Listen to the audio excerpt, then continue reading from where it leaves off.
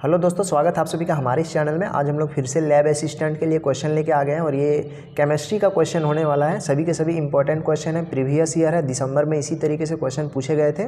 वहाँ पे जो है कुछ क्वेश्चन हम लोगों ने देखा था, बहुत ही ज़्यादा टफ था वहाँ पे, तो आज उसी के लेवल का क्वेश्चन हम लोग आज देखने वाले हैं लैब असिस्टेंट पे, और ये केमिस्ट्री सब्जेक्ट का है। चलिए हम लोग आज की वीडियो को शुरू करते हैं। अगर आप चैनल पर नए हैं तो अभी हम लोग लैब असिस्टेंट पे रेगुलर वीडियो बनाएंगे। चलिए वीडियो को शुरू करते हैं। हमारा फर्स्ट क्वेश्चन इसमें से निम्नलिखित में से कौन सा एक उपधातु है, ये पूछा गया है क्वेश्चन में। तो इस वाले क्वेश्चन का चार ऑप्शन है, तांबा, जर्मेनियम, एल्युमिनियम, जास्ता। इसमें से सिंपल है, इसमें पूछा जा रहा है कौन सा यहाँ पे उपधातु है। तो हम लोग जानते हैं कि यहाँ पे उपधातु, इस वाले क्वेश्चन का आंसर हो जाएगा जर्मेनियम। तांबा यहाँ पे धातु है, एल्युमिनियम भी धातु है, जास्ता भी धातु है, लेकिन यहाँ पे जर्मेनियम एकमात्र ऐसा एलिमेंट है जो यहाँ पे उपधातु है। तो इस वाले क्वेश्चन का आंसर हो जाएगा यहाँ पे जर्मेनियम। अब हमारा अगला क्वेश्चन है, निम्नलिखित में से कौन सा तत्व एक उपधातु है। देखिए यहाँ पे उपधातु पूछा गया है, मतलब इन्हीं चारों में से आपको एक उत्तर देना है कि कौन सा एक यहाँ पे उपधातु है। तो यहाँ पे चार ऑप्शन है। सबसे पहला ऑप्शन है टीन, बिस्मथ, फास्फोरस और सिलिकॉन। ये वाला, इस वाले क्वेश्चन का आंसर हो जाएगा डी नंबर ऑप्शन, सिलिकॉन यहाँ पे उपधातु है। आपको याद रखना है, ये इंपॉर्टेंट क्वेश्चन है, सभी के सभी प्रीवियस ईयर है, जैसे कि आप लोग देख पा रहे हैं एसएससी में पूछा गया है। और इसी तरीके से क्वेश्चन बन सकता है, क्योंकि एक बार भी पहले मतलब एग्ज़ाम नहीं हुआ है यहाँ पे लैब असिस्टेंट पे झारखंड पे, तो हम लोग एक अनुमान लगा के सभी क्वेश्चन को यहाँ पे लेके आए हैं।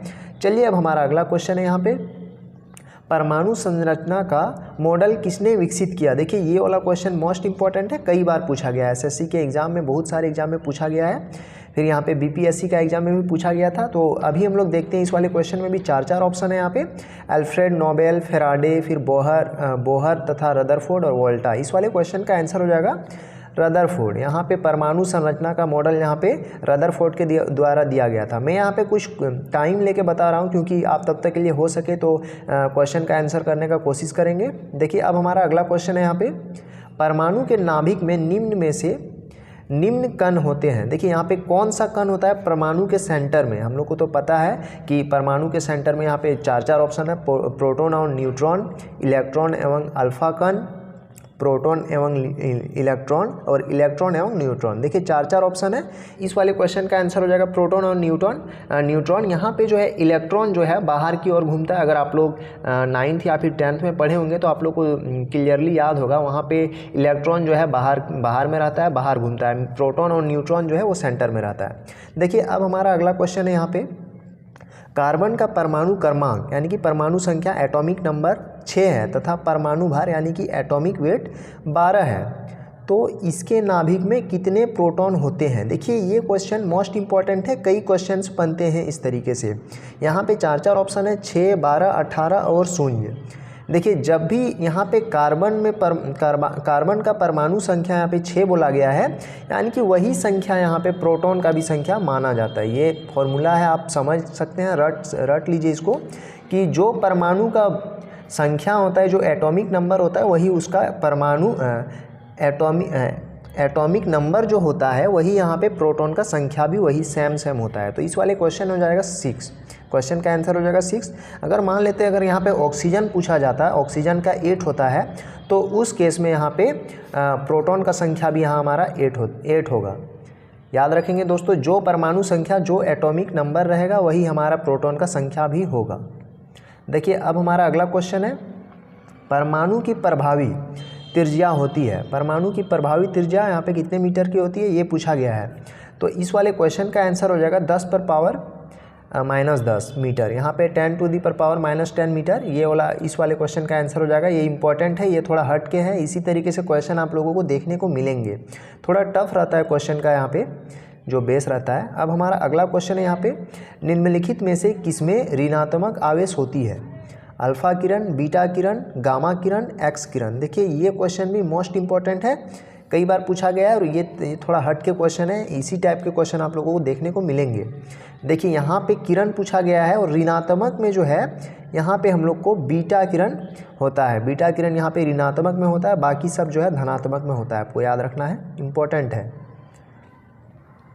देखिए अब अगला क्वेश्चन है यहाँ पे, परमाणु बम का आविष्कार किसने किया। दोस्तों ये भी क्वेश्चन बहुत ही इंपॉर्टेंट है।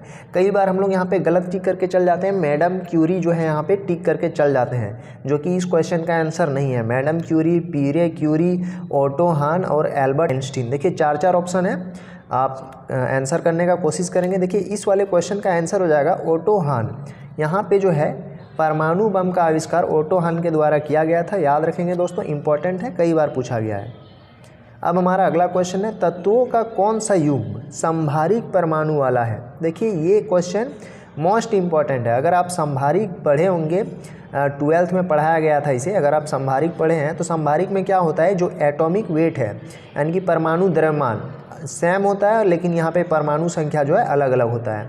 तो यही यहाँ पे पूछा गया है कि कौन सा इसमें से जो है ऑप्शन है जिसमें से दोनों का जो है एटॉमिक वेट, परमाणु द्रव्यमान समान है और परमाणु संख्या अलग अलग है। तो इस वाले क्वेश्चन का आंसर हो जाएगा डी नंबर ऑप्शन।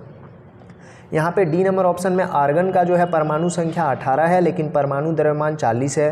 फिर यहाँ पे कैल्शियम की बात करें तो कैल्शियम का परमाणु संख्या 20 है, लेकिन परमाणु द्रव्यमान यहाँ पे 40 है। दोनों का जो है परमाणु द्रव्यमान वो समान है। तो यही यहाँ पे बोला जाता है कि संभारिक में जो है परमाणु संख्या आपका अलग अलग होगा, लेकिन परमाणु द्रव्यमान जो है, एटॉमिक वेट जो है वो एक ही रहेगा। अब हमारा अगला क्वेश्चन है, लोहे पर जंग लगना किसका उदाहरण है। देखिए मोस्ट इंपॉर्टेंट क्वेश्चन है, कई बार क्वेश्चन इस तरीके से बनते हैं। तो इस वाले क्वेश्चन का आंसर हो जाएगा यहाँ पे 4 ऑप्शन है, ऑक्सीकरण, अवकरण, बहुलीकरण, उसके बाद जस्तीकरण। तो इस वाले क्वेश्चन का आंसर हो जाएगा ऑक्सीकरण। यहाँ पे ए नंबर ऑप्शन इंपॉर्टेंट है ये वाला क्वेश्चन भी। अब हमारा अगला क्वेश्चन है यहाँ पे, रक्त का पीएच मान है, रक्त का पीएच मान कितना होता है ये पूछा गया है। दोस्तों इंपॉर्टेंट है और ये थोड़ा आसान भी है। तो रक्त का पीएच वैल्यू आप लोग बताइए। यहाँ पे इस वाले क्वेश्चन का आंसर हो जाएगा 7.4। 7.4 होता है यहाँ पे पीएच वैल्यू रक्त का। आपको कमेंट सेक्शन में बताना है कि दूध का जो है पीएच वैल्यू कितना होता है, मिल्क का। देखिए अब हमारा अगला क्वेश्चन है यहाँ पे, पीएच मूल्यांकन दर्शाता है। पीएच मूल्यांकन यहाँ पे क्या दर्शाता है, पीएच मतलब होता क्या है। तो यहाँ पे अगर हम लोग पीएच की बात करें तो इस वाले क्वेश्चन का आंसर हो जाएगा किसी घोल के अम्लीय या क्षारीय होने का मूल्यांक। देखिए यहाँ पे पीएच का मतलब होता है कि टेस्ट करना कि वो अम्लीय है या क्षारीय है, यही इसका मतलब है। तो इस वाले क्वेश्चन का आंसर हो जाएगा बी नंबर ऑप्शन। इंपॉर्टेंट था, इस तरीके से क्वेश्चन पूछे जाते हैं। आप यहाँ पे देख सकते हैं MPPSC में पूछा गया है। अगला क्वेश्चन है, निम्न में से किस लवण का जलीय विलयन लाल लिटमस को नीला कर देता है। ये क्वेश्चन थोड़ा हट के है और बहुत ही इम्पॉर्टेंट है। देखिए यहाँ पे भी आपको 4 ऑप्शन देखने को मिलेंगे। ज़्यादातर क्वेश्चन यहाँ पे ज़्यादातर स्टूडेंट जो है उपयुक्त सभी यहाँ पे टिक करके चले जाते हैं, लेकिन ऐसा नहीं है। आपको पहले क्वेश्चन को पढ़ना है सही ढंग से। यहाँ पे बोला जा रहा है किस लवण का जलीय विलयन लाल लिटमस को नीला कर देता है। तो इस वाले क्वेश्चन का आंसर हो जाएगा हमारा ए नंबर ऑप्शन, Na2CO3, यानी कि सोडियम कार्बोनेट जो है वो लाल लिटमस को नीला कर देता है। ये इस तरीके से भी क्वेश्चन पूछ सकता है यहाँ पे कि लाल लिटमस को नीला कर देता है कौन। तो इस तरीके से यहाँ क्वेश्चन बनता है। कई बार तो आपको यहाँ पे सोडियम कार्बोनेट ही लिखा हुआ मिलेगा, अलग अलग ऑप्शंस आपको यहाँ पे देखने को मिलेंगे। तो इस वाले क्वेश्चन का आंसर हो जाएगा Na2CO3, यानी कि सोडियम कार्बोनेट। अब हमारा अगला क्वेश्चन है यहाँ पे, पटाखे का विस्फोट उदाहरण है। यहाँ पे पटाखे का विस्फोट उदाहरण है, किसके द्वारा यहाँ पे विस्फोट होता है, यहाँ पे ये पूछा गया है। तो इस वाले क्वेश्चन का आंसर हो जाएगा दहन। दहन ही यहाँ पे पटाखे का विस्फोट का उदाहरण है। अब यहाँ पे अगला क्वेश्चन है, निम्नलिखित में से कौन ईंधन तत्व नहीं है। ये वाला क्वेश्चन भी इम्पोर्टेंट है। निम्नलिखित में से कौन सा ईंधन तत्व नहीं है। यूरेनियम है ऑप्शन, थोरियम है, रेडियम है, हीलियम है। तो इस वाले क्वेश्चन का आंसर हो जाएगा हमारा हीलियम। यहाँ पे ईंधन नहीं है, ईंधन तत्व नहीं है, ये पूछा गया है। तो हीलियम एकमात्र ऐसा तत्व है जो यहाँ पे ईंधन नहीं है, ये इंपॉर्टेंट है। ईंधन तत्व में नहीं आता है हीलियम। आज के टेस्ट सीरीज को हम लोग यहीं पे समाप्त करते हैं। दोस्तों आप लोग कमेंट सेक्शन में बताइए कि दूध का पीएच वैल्यू कितना होता है, मिल्क का। ये इंपॉर्टेंट है, कई बार इस तरीके से क्वेश्चन पूछते हैं। तो चलिए हम लोग आज के टेस्ट सीरीज को समाप्त करते हैं। चैनल पर नए हैं तो सब्सक्राइब कीजिएगा दोस्तों।